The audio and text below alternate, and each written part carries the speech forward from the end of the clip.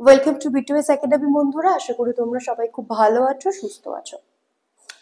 আমরা modern history start করেছিলাম, তার মধ্যে আমরা লাস্ট পড়েছিলাম যে ফ্রেঞ্চরা এসেছিল তা নিয়ে ডিসকাস করেছিলাম। তো আজকে আমরা কার্নাটিক ওয়ার পড়বো। আমরা সবাই জানি যে যেসব ইউরোপীয় শক্তিগুলি ভারতে এসেছিল তার মধ্যে প্রথমে এসেছিল হচ্ছে পর্তুগিজ, দেন সবার লাস্টে এসেছিল হচ্ছে ফ্রান্স। আমরা আগের ক্লাসে ফ্রান্স অব্দি আলোচনা করেছিলাম এবং তাদের আসার ফলে কি কি সমস্যা হয়েছিল আজকে সেখান থেকে আমরা স্টার্ট করব। তো ভিডিওটা শুরু করার আগে সবাইকে আমার একটাই রিকোয়েস্ট, যদি ভিডিওটা ভালো লেগে থাকে তাহলে অবশ্যই চ্যানেলকে সাবস্ক্রাইব করে দেবে এবং লাইক করে দেবে। তাহলে স্টার্ট করা যাক।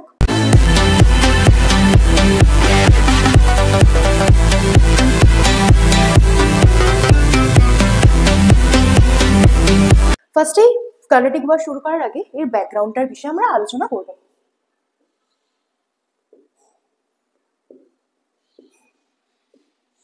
আচ্ছা, এর ব্যাকগ্রাউন্ড কি ছিল? এই যুদ্ধের ব্যাকগ্রাউন্ড কি ছিল? ফ্রেঞ্চরা ট্রেডের জন্য ইন্ডিয়াতে আসলে কাদের সাথে তাদের দ্বন্দ্ব শুরু হয় বা প্রতিযোগিতা কাদের সাথে শুরু হয়? ব্রিটিশদের সাথে।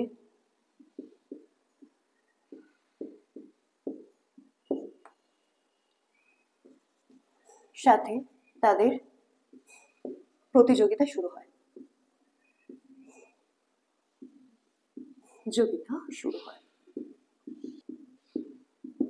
হয়। ঠিক আছে। সাউথের মাদ্রাজ ছিল ব্রিটিশদের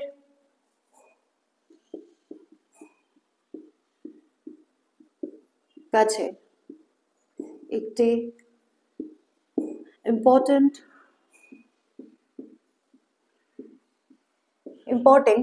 trading centre.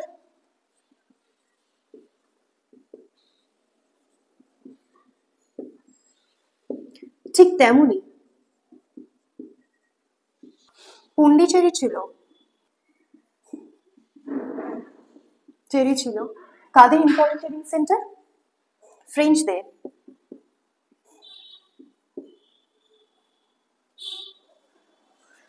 British East India Company, আর এখানে আমি French East India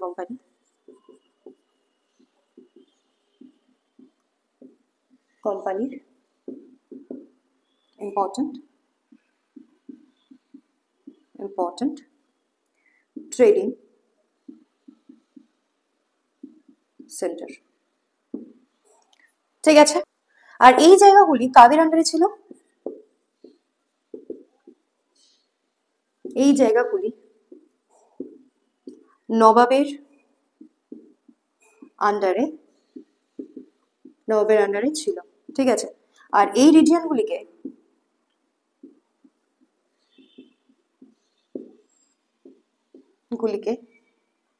Carnatic region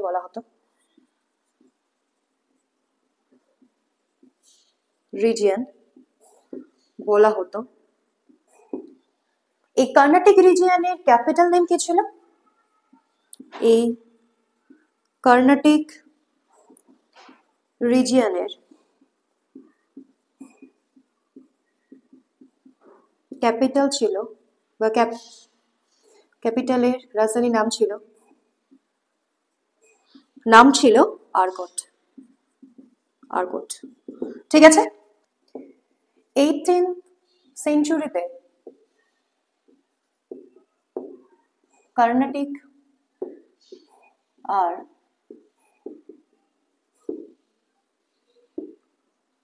হায়দ্রাবাদের মধ্যে রাজনৈতিক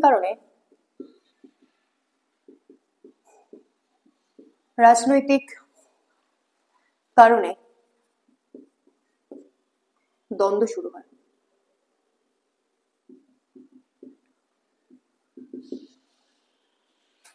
এই সুযোগে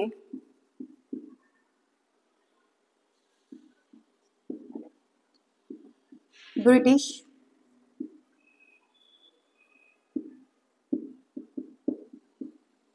east India company,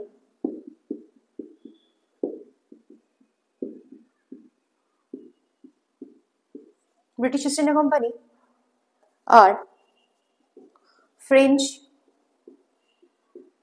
east India company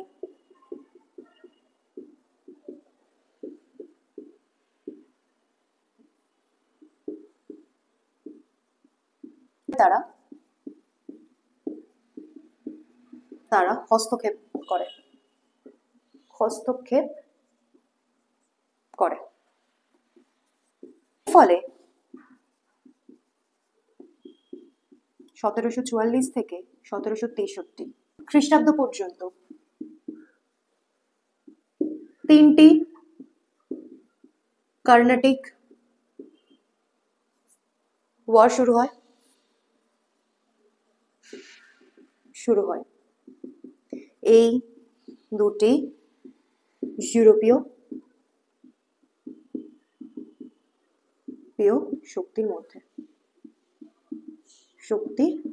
মধ্যে, ঠিক আছে। এইটা গেল হচ্ছে পুরো ব্যাকগ্রাউন্ড। এইবারে আমরা ডিসকাস করব হচ্ছে ফার্স্ট কর্ণাটিক ওয়ার। এবার স্টার্ট করব ফার্স্ট কর্ণাটিক ওয়ার। এই ফার্স্ট কর্ণাটিক ওয়ার কত থেকে কত খ্রিস্টাব্দ পর্যন্ত হয়েছিল?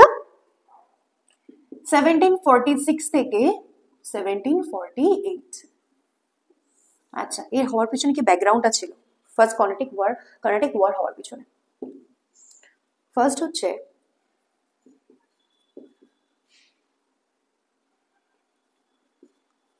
অস্ট্রিয়াতে ওয়ার অফ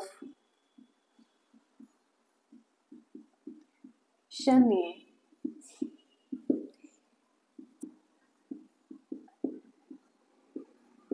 ব্রিটিশ আর ফ্রান্স এর মধ্যে কনফ্লিক্ট শুরু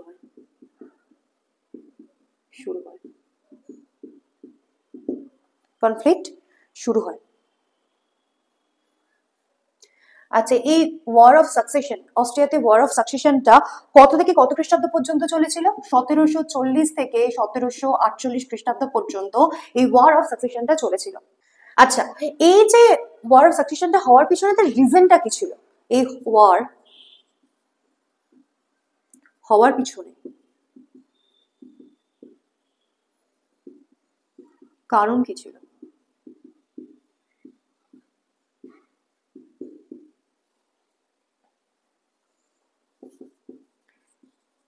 হ্যাবসবার্গ রাজতন্ত্রের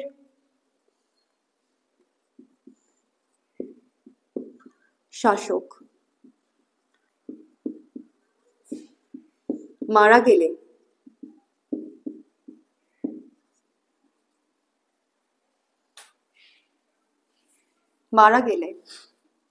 তার স্থানটি তার কন্যা দখল করে। তার কন্যা মারিয়া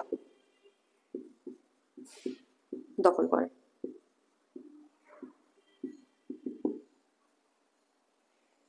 তখন ফ্রান্স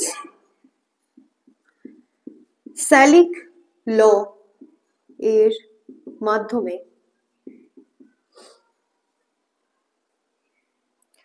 এই বিষয়টি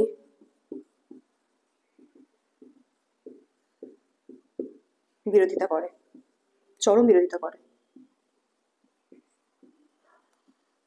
করে। আচ্ছা, এই যে বলছে ফ্রান্স স্যালিক ল এর মাধ্যমে কি করেছিল, ফ্রেঞ্চ পিপলরা কি করেছে, স্যালিক ল এর মাধ্যমে তার যে কন্যা মারিয়া যে তার বাবার স্থান দখল করেছিল সেই বিষয়টি বিরোধিতা করেছিল। এই স্যালিক লটা কি? স্যালিক লতে কি বলা আছে? স্যালিক লতে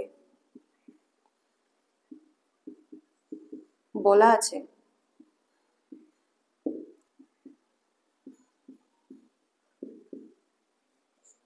কখনোই রুল করতে পারবে না। এটা তো ফ্রান্সের লোকেরা স্যালিক ল এর মাধ্যমে বলল। কিন্তু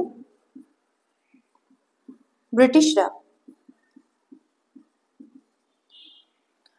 মারিয়াকে পুরো সাপোর্ট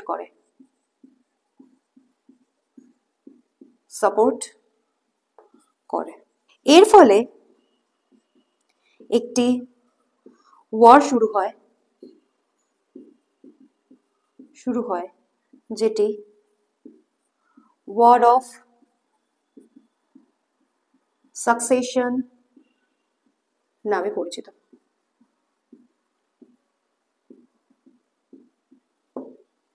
ঠিক আছে, আচ্ছা, সেই কারণে ভারতেও দুটি ইউরোপীয় শক্তির মধ্যে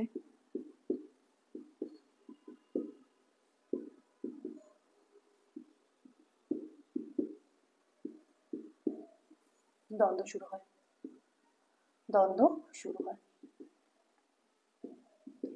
শুরু হয়। ঠিক আছে, নেক্সট হচ্ছে 1754 খ্রিস্টাব্দে ব্রিটিশ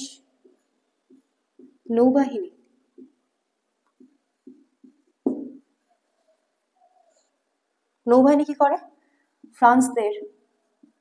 ফ্রান্সের জাহাজ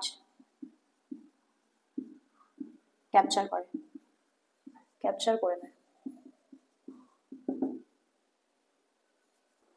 এর ফলে ভারতে অবস্থিত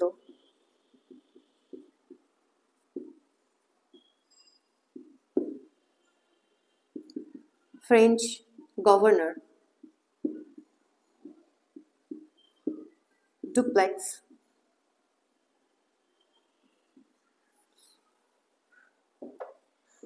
কি দখল করে নেয়? মাদ্রাজ দখল করে নেয় ব্রিটিশদের কাছ থেকে।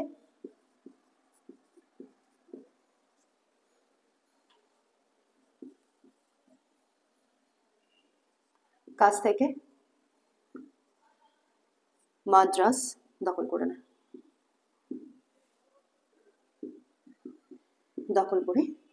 নেয়। সেই কারণে ইংরেজরা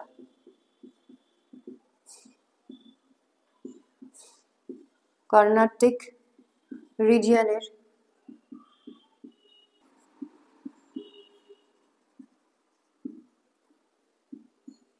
যার নাম আনোয়ার উদ্দিন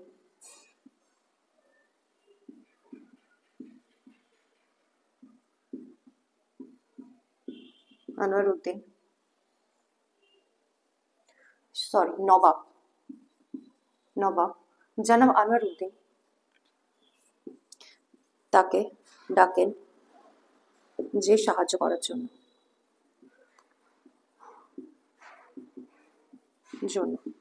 যাতে তারা আবার মাদ্রাজকে নিজেদের দখলে আনতে পারে।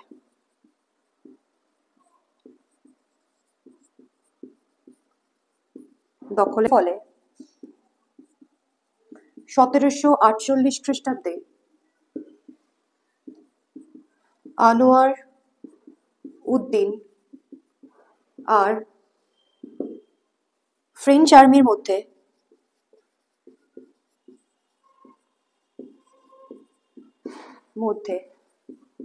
একটি ওয়ার হয় যেটি ব্যাটেল অফ থোম নামে পরিচিত।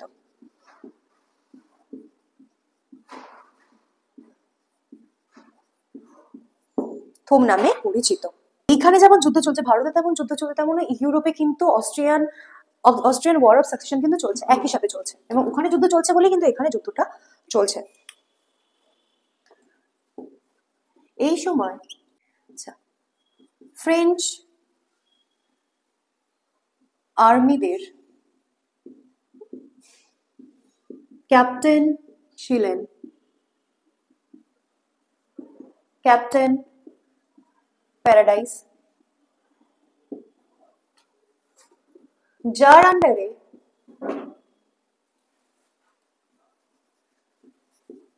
930 জন সৈন্য ছিল এবং নবাবের জেনারেল ছিলেন মেহফুজ খান। এই যুদ্ধে মেহফুজ খান, যার আন্ডারে ছিল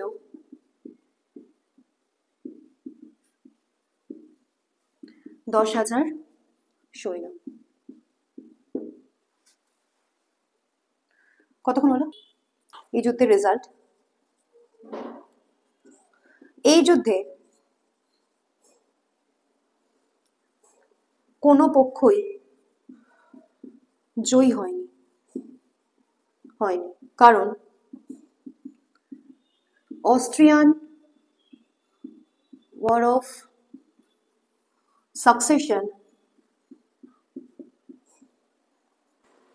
বন্ধ হওয়ার কারণে ভারতেও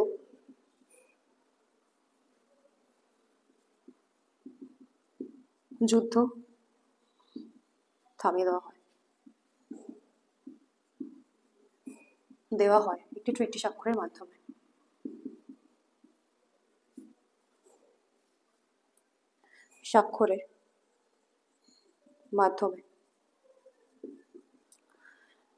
যে ট্রিটি স্বাক্ষরিত হয় সেটি হলো এক্স-লা। কত খ্রিস্টাব্দে হয়? 1748। ঠিক আছে, কনক্লুশন।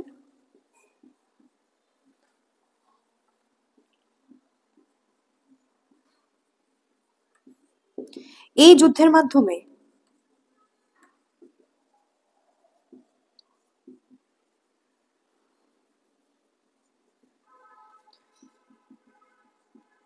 ফ্রেঞ্চরা একটি শক্তিশালী শক্তিরূপে আবির্ভূত হয়েছিল।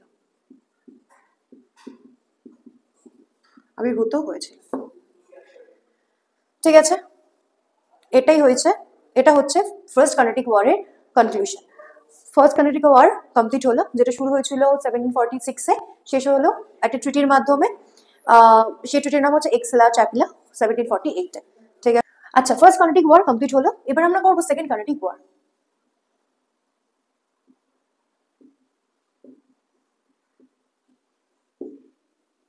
আচ্ছা, এই সেকেন্ড কার্নেটিক ওয়ারের টাইম পিরিয়ড কত? 1749 থেকে 1754। তাহলে এর টাইম পিরিয়ড কত? 1749 থেকে 1744। রিজন, আচ্ছা ফার্স্টেই পড়বো এই রিজনটা কি ছিল। ঠিক আছে, আচ্ছা, এই যুদ্ধটা শুরু হওয়ার প্রথম রিজন কি ছিল? হায়দ্রাবাদ আর কর্ণাটিক রিজিয়নে উত্তরাধিকার সংক্রান্ত মধ্যে উত্তরাধিকার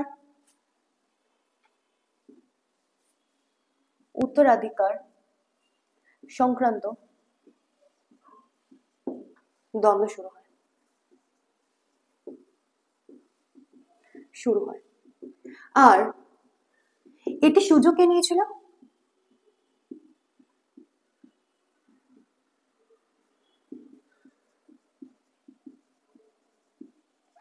ফ্রেঞ্চ গভর্নর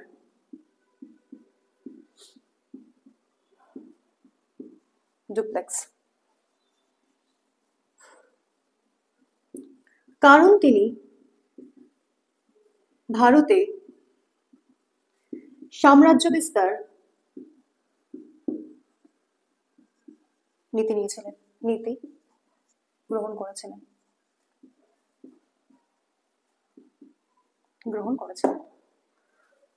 ঠিক আছে। 1748 খ্রিস্টাব্দে হায়দ্রাবাদের নিজাম নাজিম উল মুলক তিনি মারা গেলে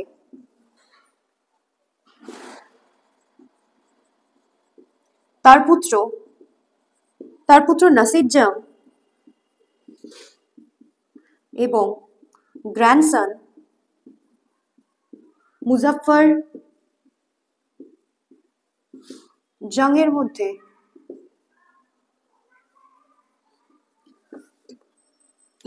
সিংহাসন আরোহণ করা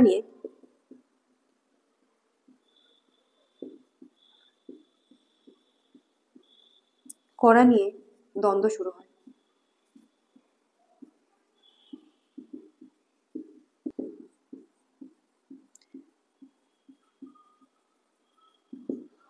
কর্ণাটিক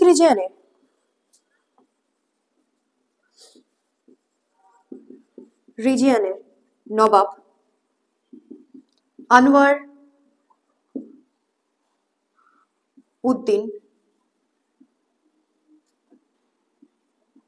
এবং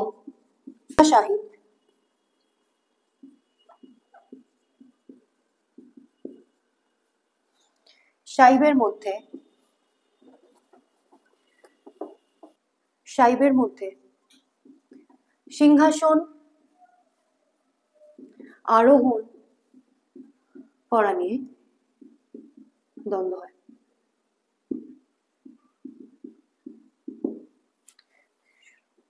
এতে ডুপ্লেক্স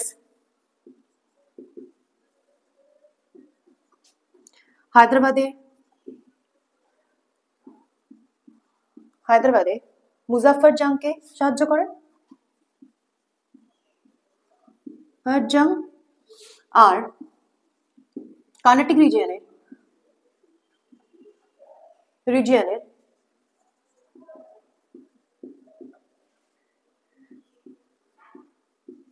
চন্দ সাহেবকে সাহায্য করেন, সাপোর্ট করেন।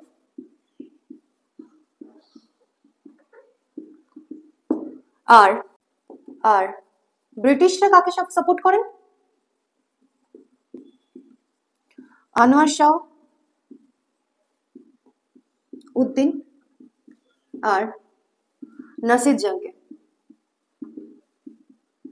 জংকে সাপোর্ট করে। ঠিক আছে, এই বিষয়টিকে কেন্দ্র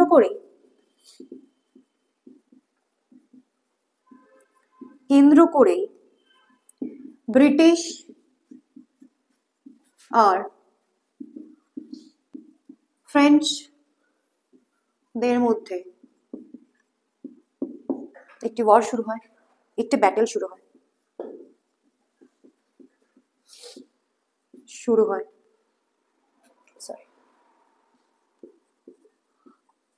হয় যেটি সেকেন্ড কর্ণাটিক ওয়ার নামে পরিচিত। আচ্ছা, আজকের আমরা সেকেন্ড কর্ণাটিক ওয়ারের রিজন পর্যন্ত বললাম, কি কারণে শুরু হয়েছে সেই পর্যন্ত আমরা ডিসকাস করলাম। নেক্সট ভিডিওতে এর পর থেকে আমরা আলোচনা করব। তো ততদিন পর্যন্ত সবাই ভালো থাকবে, সুস্থ থাকবে।